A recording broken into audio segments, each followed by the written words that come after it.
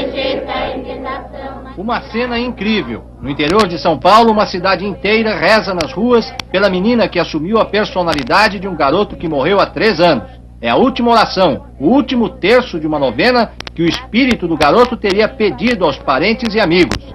Chegou a hora de Isaura de Oliveira Freitas voltar a ser uma criança como as outras. Ressurgir dos mortos, subir ao céu e está sentada à mão direita de Deus Pai Todo-Poderoso.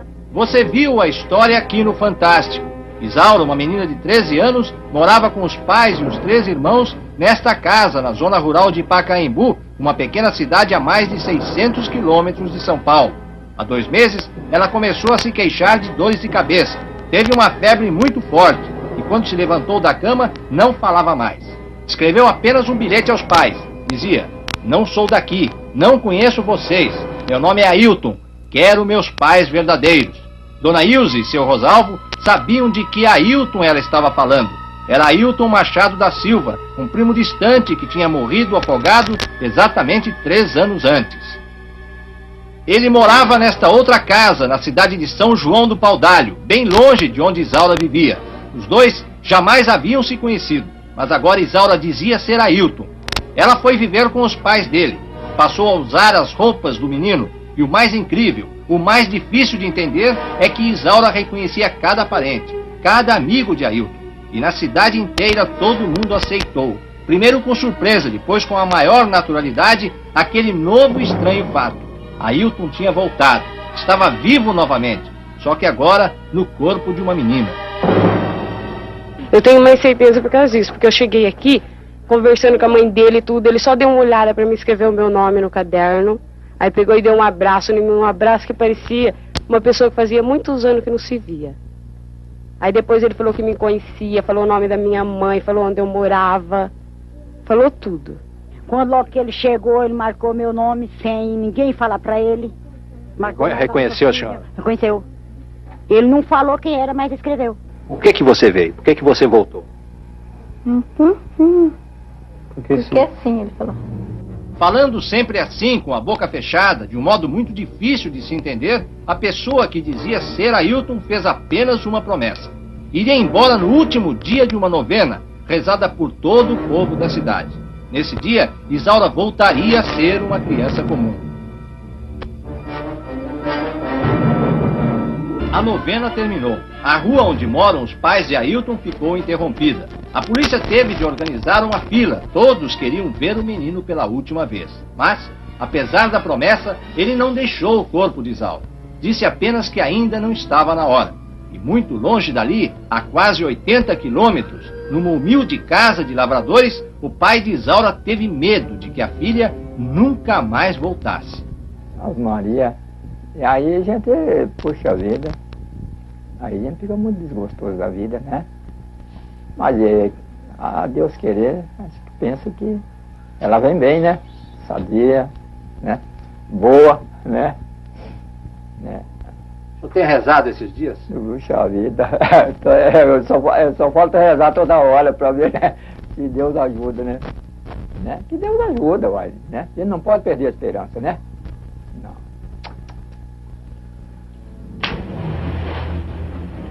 Durante toda esta semana, Isaura continuou a viver como se fosse mesmo Ailton. E aconteceram muitas coisas inexplicáveis. Uma delas, Isaura nunca soube nadar, ao contrário de Ailton, que não perdia uma chance de tomar banho nesta piscina, na casa de um vizinho. Agora, Isaura também nadava.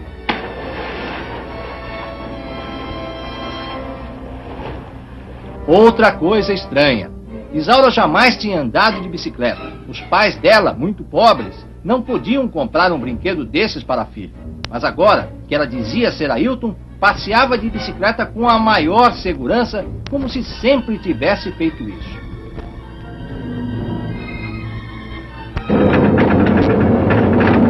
Nós resolvemos submeter a menina a uma prova mais difícil. Pedimos que ela mostrasse o lugar onde Ailton havia morrido, no Rio Paraná.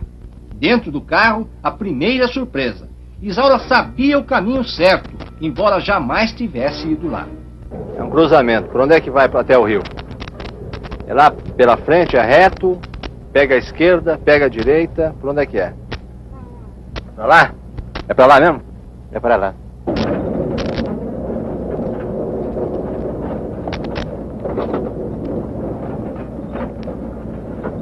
Carlos, um menino que estava com Ailton no dia em que ele se afogou, confirmou que o ponto foi exatamente este, perto da cidade de Panorama, na fronteira entre São Paulo e Mato Grosso. E a história coincide perfeitamente com o que Isaura conta. Eu estava nadando aqui, aí de repente eu comecei de casa. Eu não sei o que aconteceu, não.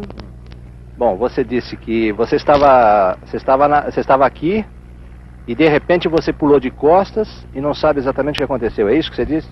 Você bateu a cabeça em algum lugar? Qual é a última coisa que você lembra? Eu fiquei tonto, sabe? Você ficou tonto? Fiquei. Daí? Aí eu fiquei tonto, aí a água foi me carregando. Você ficou tonto e a água foi te carregando. Foi. E não foi só isso. Veja, esta é a primeira vez que Isaura entra no cemitério de São João do Paudalho, onde Ailton foi enterrado. Ninguém disse a ela onde está a sepultura do menino. E em meio a todos os outros, ela se encaminha direto para o túmulo certo, para o túmulo de Ailton. De quem que é esse túmulo? Meu. Nem os pais de Isaura, nem os pais de Ailton jamais haviam tido qualquer experiência com espiritismo ou qualquer outra coisa parecida. Eles são católicos praticantes, desses que vão à missa todos os domingos. E sem saber mais a quem recorrer, foram falar com o pároco da cidade. Mas o padre Dimas Martins disse que a explicação para tudo isso não está no campo da fé. Ele não duvida de Isaura, não acha que seja uma farsa e afirma que se trata de um fenômeno puramente parapsicológico. A igreja, o senhor, não acredita na hipótese de que o Ailton, o menino que morreu há 3 anos, tenha realmente se incorporado no corpo da menina. Essa hipótese o senhor afasta totalmente.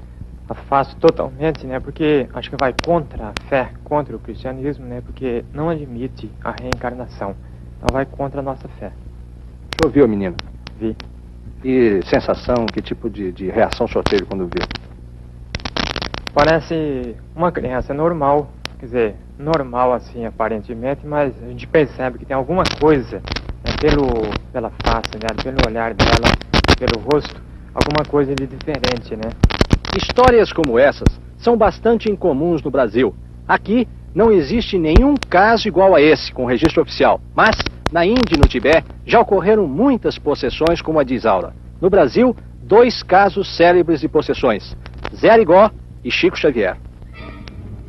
E é exatamente Chico Xavier, o líder espiritual de milhares e milhares de pessoas em todo o Brasil, quem diz que fenômenos desse tipo só tem uma explicação. Para ele, o espírito de Ailton voltou porque ainda tinha alguma missão para cumprir na Terra. Alguma coisa que estava deixando o menino intranquilo numa outra vida.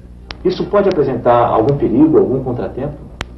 Não vejo perigo nem contratempo algum no desdobramento do assunto, porque onde há fé e oração, naturalmente que o campo familiar do espírito desencarnado e da pessoa que o recebe está neutralizado contra qualquer influência negativa, e a manifestação foi passageira e não cremos que ela devesse perdurar.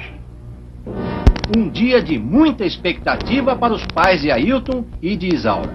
O menino avisa que vai embora esta noite. Pede que não avisem a mais ninguém. Quer que seja uma noite absolutamente normal. Em cima da cama, um vestido novo trazido pela mãe de Isaura. Ninguém da família consegue dormir.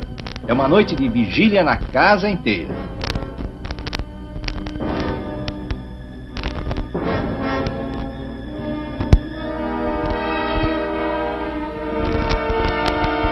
É de manhã, e a pessoa que sai do quarto parece mesmo diferente.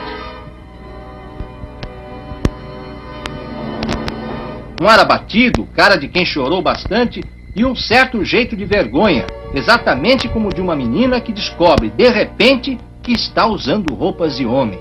A expectativa de toda a família é muito grande. Como é que é teu nome? Meu nome é Isaura. Isaura, onde é que você estava esse tempo todo?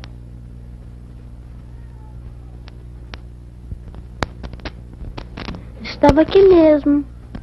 Você já tinha me visto antes? Já. Quem é o Ailton? Ailton é meu primo. E onde é que está o Ailton agora? Eu não sei. E onde é que ele estava antes? Eu também não sei. Isaura pede ajuda à mãe para trocar de roupa, para colocar o vestido.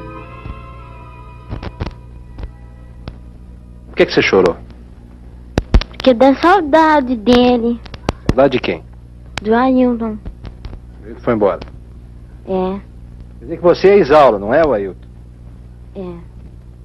Vai voltar a ser o Ailton algum dia? Acho que não. Você estava dizendo que o Ailton disse que não vai voltar mais?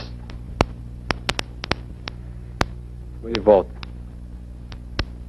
Não sei. Mesmo para quem não quer acreditar em nada disso, é impossível deixar de reconhecer uma coisa. Isaura parece agora muito diferente do tempo em que dizia ser Ailton. Parece ser mesmo outra pessoa. Como explicar uma história tão estranha, tão incrível quanto essa? Pode-se até falar em farsa, mas seria possível enganar uma cidade inteira? Os espíritas asseguram que se trata de reencarnação. Os católicos não aceitam isso. E o Dr. Eduardo Mascarenhas, um psiquiatra e psicanalista conhecido e respeitado no Brasil inteiro, diz que é difícil até para a ciência explicar um caso assim. Quer dizer, o que nós psicanalistas descobrimos é que as crianças têm uma incrível capacidade de se identificar com seu pai, com sua mãe, com seus irmãos, com seus amigos, enfim, com todas as pessoas que as cercam, inclusive com pessoas que elas nunca viram. Às vezes, um pai, por exemplo, que morreu na época do seu nascimento, ela só de ouvir contar sobre ele, ela já fica extremamente semelhante a várias características que nunca ela, de fato, teve a oportunidade de ver. Isso é um fenômeno extremamente comum. Dada uma determinada personalidade, a gente saca como é que é o futuro de uma pessoa e pode ir fazendo coisas muito semelhantes a que essas pessoas iriam fazer nas suas próprias vidas. Nesse sentido, a psicanálise é capaz de explicar alguns dos fenômenos que cercam o caso dessa menina. Mas veja bem, essa menina não sabia nadar. Quando ela se transformou em menino, aprendeu a nadar. De um dia para o outro. Aprendeu a andar de bicicleta. A menina não sabia andar de bicicleta. Ela reconheceu uma cidade toda. Ela descobriu o caminho do rio onde o menino havia se afogado, sem ter antes passado por lá. Ela foi ao cemitério e descobriu a sepultura. Para isso tudo, a psicanálise tem explicação? Olha, para algumas dessas coisas a psicanálise poderia explicar. Por exemplo, o ato de nadar, o ato de andar de bicicleta, eles são quase que atos instintivos e naturais. Nós só não conseguimos nadar e andar de bicicleta porque nós ficamos com medo. O medo nos torna tensos e nós perdemos a espontaneidade dos nossos movimentos. Caso contrário, nós naturalmente nadaríamos. Como ela está identificada com ele, não é o eu dela que está em cena, ela pode não viver o medo e assim ter a descontração necessária para poder nadar e andar de bicicleta. Agora, que as pessoas da cidade a reconheçam também é bastante razoável. Quer dizer, reconheçam o menino nela, dada a semelhança com que ela ficou com aquele próprio menino. Agora, que ela reconheça as pessoas da cidade, isso eu acho que já ultrapassa o âmbito da psicanálise. Eu acho que a psicanálise não seria capaz de explicar isso. Agora, parodiando o que o Shakespeare já dizia, existe mais coisas entre o céu e a terra do que é capaz de explicar a nossa vã psicanálise. Quer dizer, o fantástico, o misterioso de hoje, pode ser o plenamente científico de amanhã. Isso daí não contraria o espírito da ciência. E na sua opinião, o fantástico e incrível caso da menina Isaura ainda não é o explicável cientificamente? Na sua plenitude, não. Alguns dos aspectos dele já estão incluídos no saber científico. Agora, outros aspectos dele ultrapassam o saber científico contemporâneo. De quem que é esse túmulo? Meu.